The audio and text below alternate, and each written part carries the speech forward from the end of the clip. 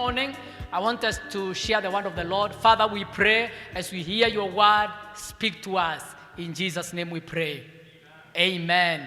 Amen. I want us to read the scripture this morning from the book of Proverbs chapter 20. And I want to share on the topic faithfulness. Faithfulness. Proverbs chapter 20 verse 6. Many a man claims to have unfailing love, but a faithful man who can fight.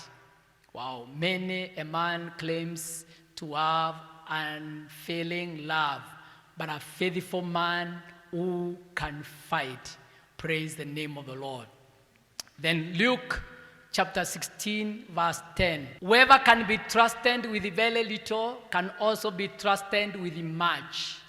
And whoever is dishonest with very little will also be dishonest with much. Verse 11. So if you have not been trustworthy in handling worldly wealth, who will trust you with the true riches? Verse 12.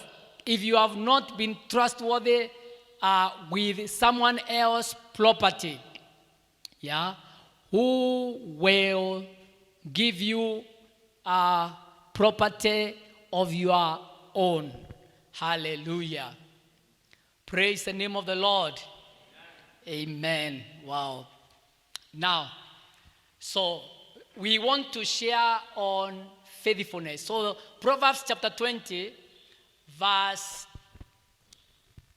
6 asks a question. A faithful man who can fight. Everyone will talk about how good he is, some other versions. But who can fight a faithful person? Nobody, really, if any, nobody thinks he is bad. Nobody thinks he is not trustworthy. Nobody would think things like that. We all would talk about how good we are. But then the scripture is asking, who can fight a trustworthy, a faithful person? Who can fight a faithful person? Now, so human nature in itself is actually unfaithful. It's by nature, we are not faithful. Unless we are changed by God, we are not faithful. But we may think we are.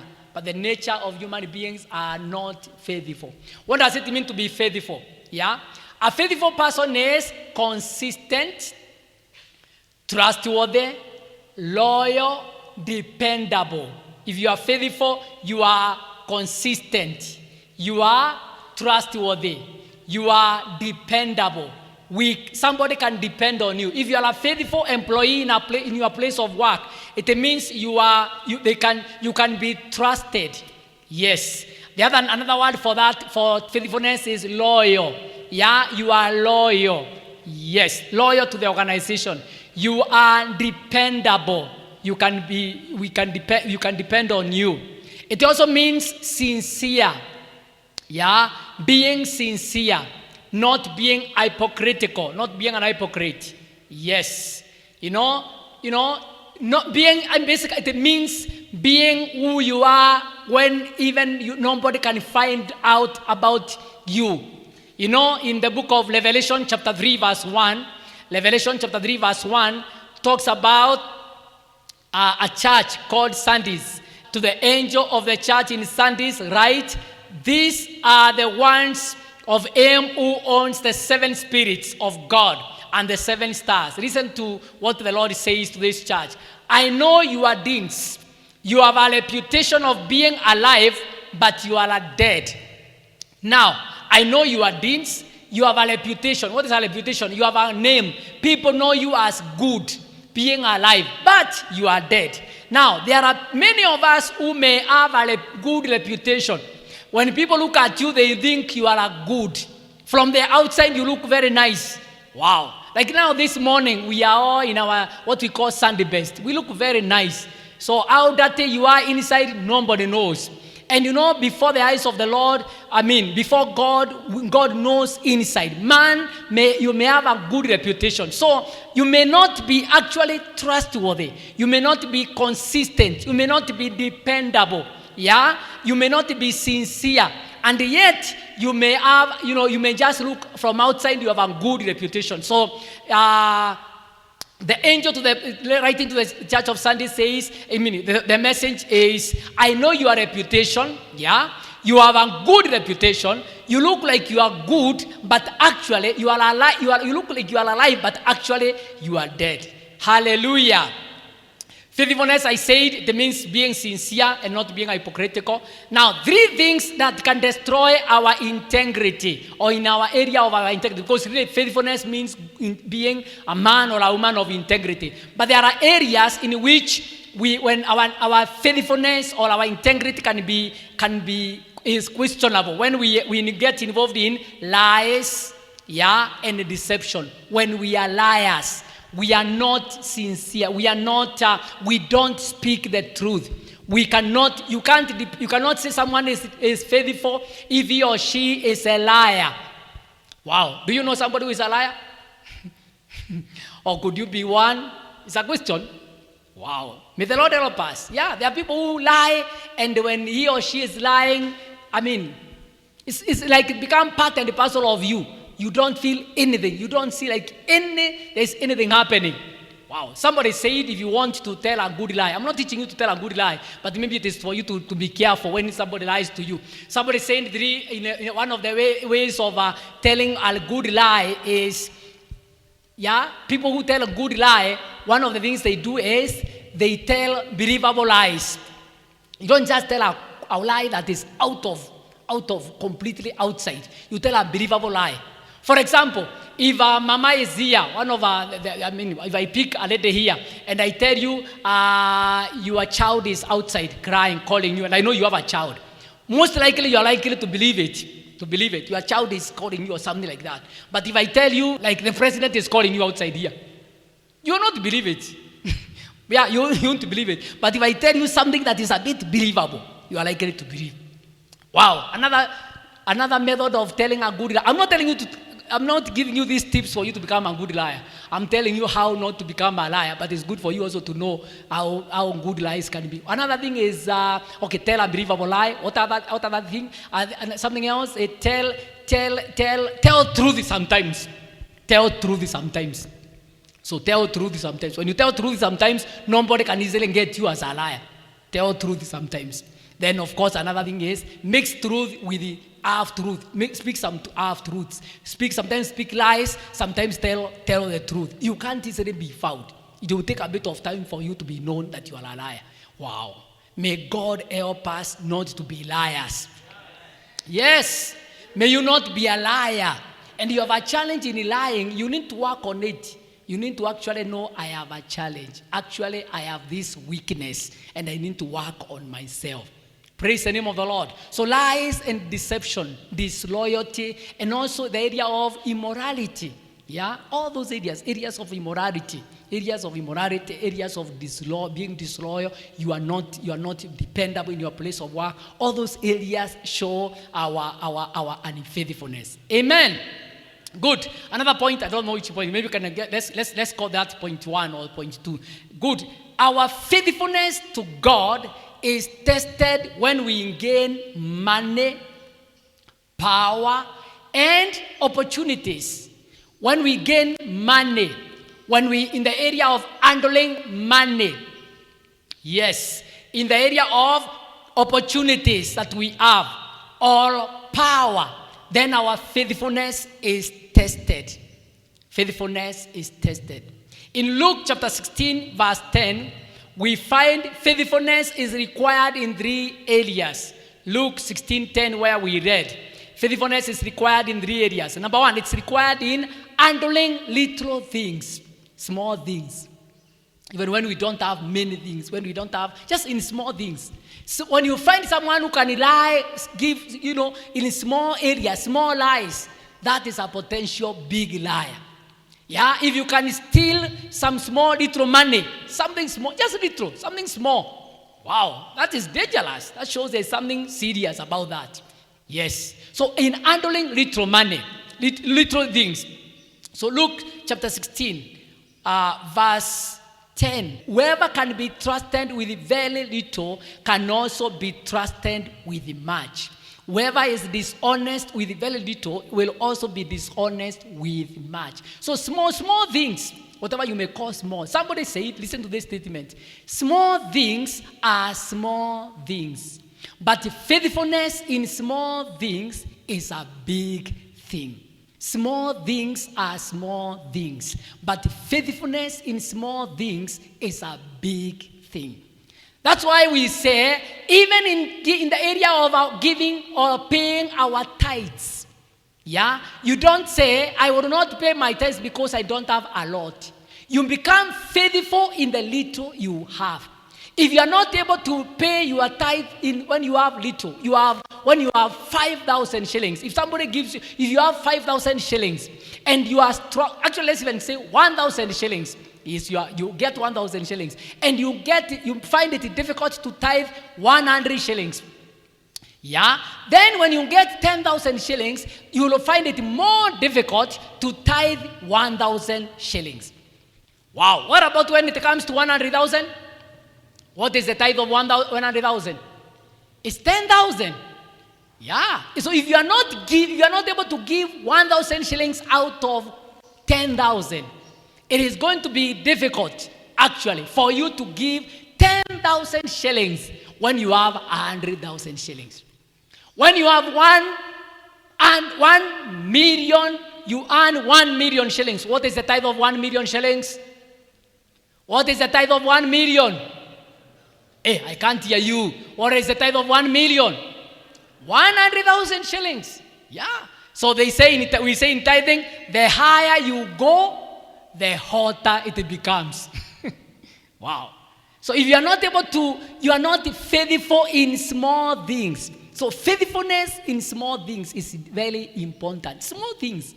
In every area, even where you work, in small things, little money, keep change. You keep change. There are people who you are sent to buy something, and you think it is little money, so you keep change. You don't declare that I have money that was left. That small stealing, you may call it small stealing. Even when you are a house help, wherever you are interacting with money, however little it is, be faithful in small things. Everybody declare, I will be faithful in small things. Yeah, so be faithful in small things. Then number 2, about just from Luke, so if you have not been trustworthy in handling worldly wealth, who will trust you with true riches? So faithfulness in money matters. Money matters. Worldly wealth. Money matters. That is an area many people are not good in. Our faithfulness is lacking when we deal with the money. When we come to church, we talk about faithfulness in your offerings and in your tithing. But money matters in every area. Handling money, yeah, in debts, paying people debts. You borrow, but you don't pay. You know what? Psalm 37. Psalm 37 verse 21 says, the wicked borrow and do not repay, but the righteous give generously. Psalm 37 verse 21. The wicked borrow and do not repay, but the righteous give generously. Wow. This is very common, even among Christians, among the Christians in church. You might find someone is even running away from church because he or she does not want to pay debts. Yeah, you borrow from one person, then you don't pay. Then you go and there are people who have this habit of borrowing from one person to another. Then you borrow, when you are disturbed a lot by the other person, you borrow from another one to repay the other one. You borrow from this. Finally, you run away. You run away from church. You run away from your fellowship. It is not good. It's like it is unfaithfulness. And the Bible says, the wicked borrow and do not repay, but the righteous give generously. So, money matters. Handling finances. How do you handle money in your place of work? Those of us who handle money You are in accounts, you are in the finance department, or you are in a department whereby you can make an extra money in the wrong way. How do you handle money? Sometimes you are in office whereby you are able to handle money. You can be able to handle a company money. Do you realize it is not your money? Yeah, can you imagine the people, the cashiers in the bank? They don't treat money like it is something so big because they handle a lot of money. Yeah, but they understand this is not my money. Yeah, so their mind, I'm sure their mind is like, this is just paper. Yeah. Otherwise, there are people, when you touch money, you almost start shaking. You are thinking of how to put some of it in your pocket. But it is not right. Even if there is no way you will be found, be faithful. Hallelujah. Amen. Be faithful in handling finances. Yes.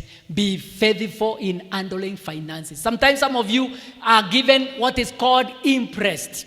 You are given money in advance, you go and use, and then you account. And you realize some people, when they are given money, they go and use it, they actually get fake receipts. I'm telling you something I know, I've ever witnessed. Yeah, you fake receipts to show this and this and this to account for money that is actually that you actually did not use.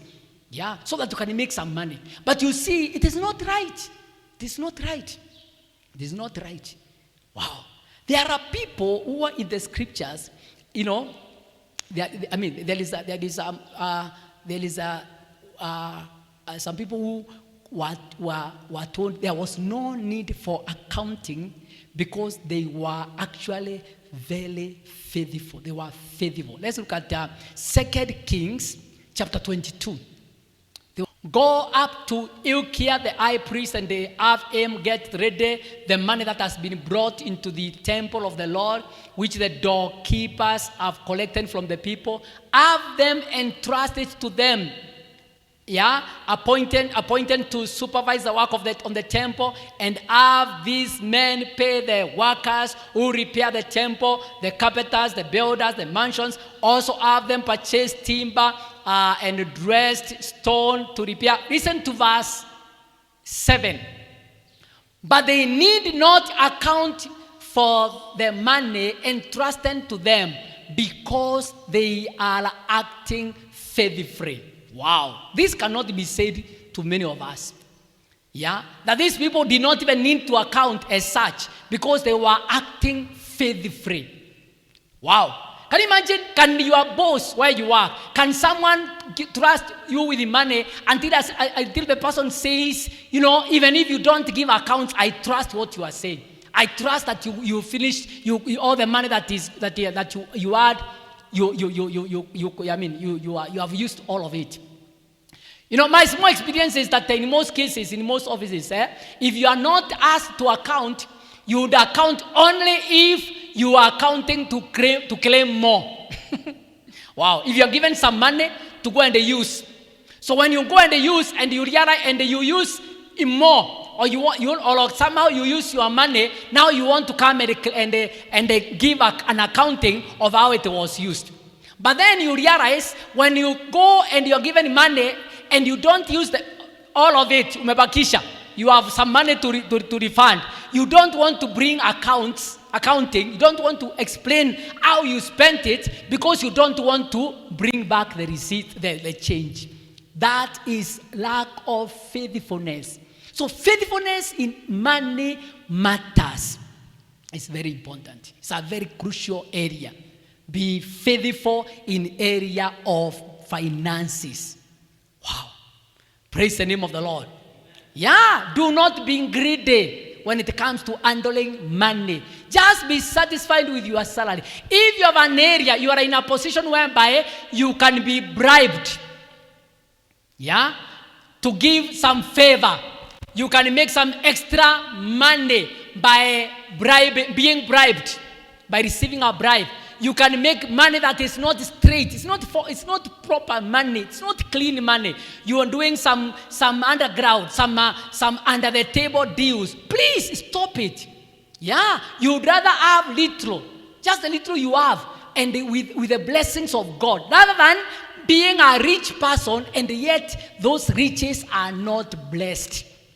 God's blessing. You know, many times we say, God has blessed you, God has blessed me, God has blessed. The blessings of God should be straightforward, clean money. Hallelujah. Wow, you are quiet. Praise the name of the Lord. Yeah, the area of money. Wow, I know I've taken a bit of time there, but that's important. Very, very important. You know, don't be a thief. Don't steal. People steal even in church. People steal even offerings. Wow. One time I was in a church somewhere, and some ushers were caught stealing offerings and tithes. Wow, you know. Then somebody was giving a story somewhere. I mean, was telling us somewhere that he had not been in church for a long time, for some time. He had traveled, and then when he came to church, he came with a big envelope of a tithe, all the months that he had not been in church, and then he gave the tithe. Then he doesn't normally count offerings, but that day somehow the pastor involved him in counting the offering. Very interesting. And he says they were counting the money somewhere upstairs. So he was part of those who went. He was told, join the people who are counting offerings. Then they went up. Wow. And lo and behold, when they reached where they were counting the offerings in upstairs, he realized he can't find his envelope, and he knew his envelope was fat. He could not find his envelope. And the brother was very courageous. It's actually the brother was telling us. He was very courageous. He said, there must be a thief among us here. I mean, because they knew they had carried the money, all of them. He said, among us here, there must be somebody who has disappeared with a certain envelope. And the rest is story. I will not give you how the story continued. But wow, people can steal. There are people who can steal. And when you are a thief, if you can steal from the office, you can steal from everywhere. By the way, if you can steal, if you don't tithe, it is possible. It is possible that you can also steal. Especially when you know what to tithe, what tithing is. What tithing is, you know what tithing is, and you don't tithe. It's possible. The Bible actually calls us robbers when we don't tithe. I heard of a story of a preacher who was picked from the airport by a brother in the church. And then he was picked from the airport, in a different country, not here. And then the preacher asked the brother who was driving it, what do you do in church? The brother said, what he does. Then the preacher asked the brother, are you a tither? Then he said, no. The preacher said, I'm going to come out of this car. I don't believe I'm safe. I'm being driven by a robber. Wow. What do you think? You're quiet. Praise the name of the Lord. Bwana sifiwe.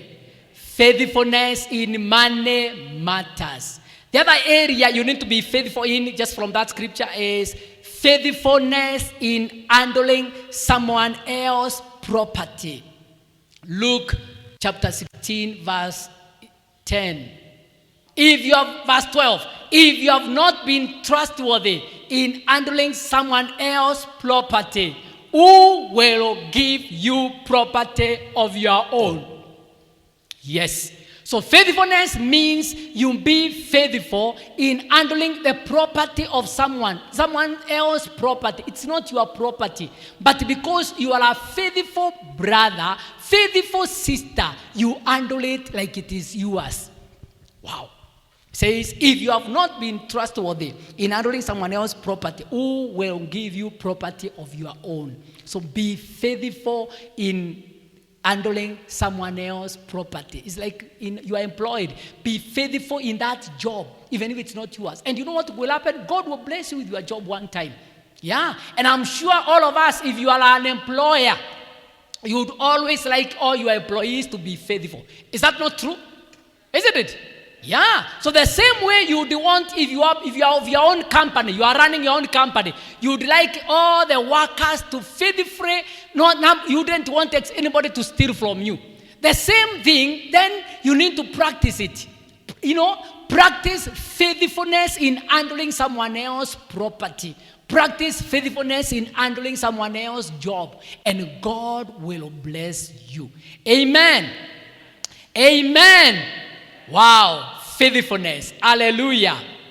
Now, our faithfulness is tested when we gain money. I think I've just said that already. power, and also opportunities. When we get some opportunities, our faithfulness is tested. Sometimes people are very faithful when they don't have the opportunity to sin. They are faithful. But when there is an opportunity, it is tested. We look at the story of Joseph. Wow.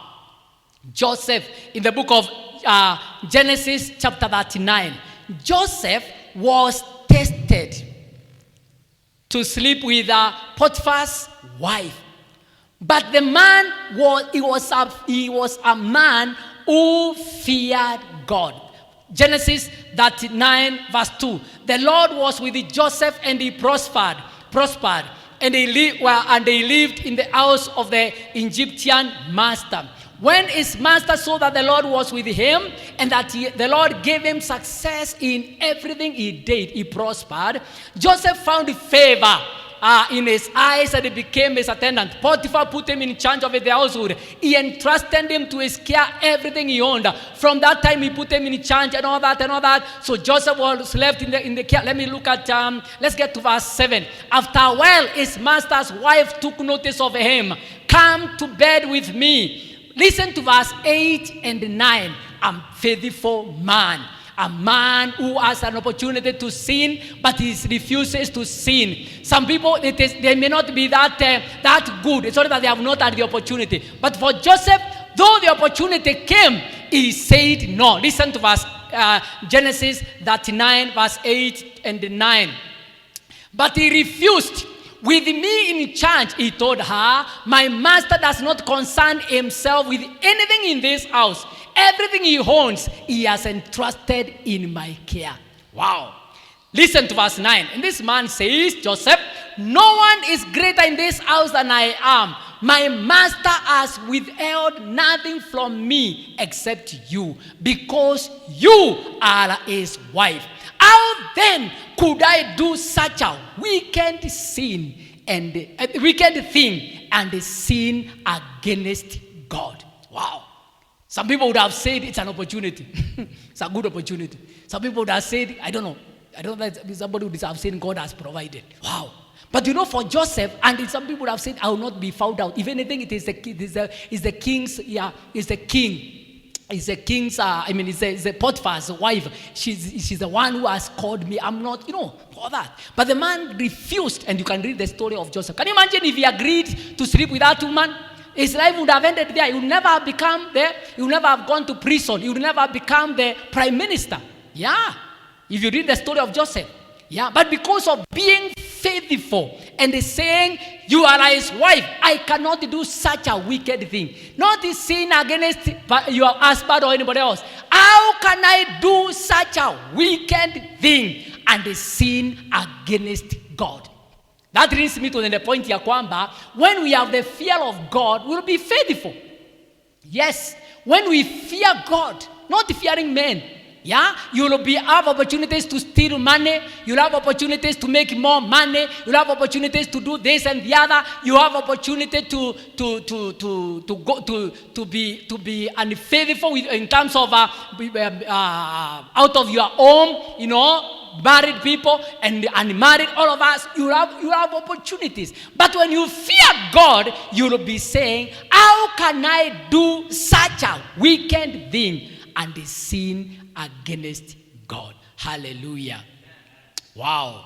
This morning, as we have begun sharing this series, we continue sharing next time on the same. We want you to know God requires faithfulness from us in all areas. Be a faithful sister. Be a faithful brother. Be faithful where you work. Be a faithful husband. Be a faithful wife. Let's bow before the Lord and pray this morning. As we bow before the Lord this morning, I know the Lord is speaking to us in the area of being faithful. Have you been faithful in handling finances? Have you been faithful in handling the property of someone else? Have you been faithful in your area where you work? Have you been faithful at home? Have you been faithful to your spouse? Are you faithful as a Christian in your relationship with God? Or when you have opportunities, you can do things just because you know you may not be found by people. But I tell you, you can say like Joseph, how can I, when you have an opportunity to sin, you can say, how can I do such a wicked thing and sin against God? May the fear of God rest upon every one of us. I don't know, but I want to make a prayer for you this morning. You are saying, Lord, touch my life this morning. Lord, touch my body this morning. I'm sick, I'm weak, I have an issue. I want to make a prayer. And as you pray by faith, the Lord is touching you and ministering to you. There are areas you have been struggling with, and you know very well, I am not faithful in this area. God, give me power to overcome sin. Give me power to overcome this unfaithfulness. In the name of the Lord, lift up your hand as we pray. Father, in the name that is above every name, we thank you and bless you for your word this morning that it challenges us and calls us to be faithful.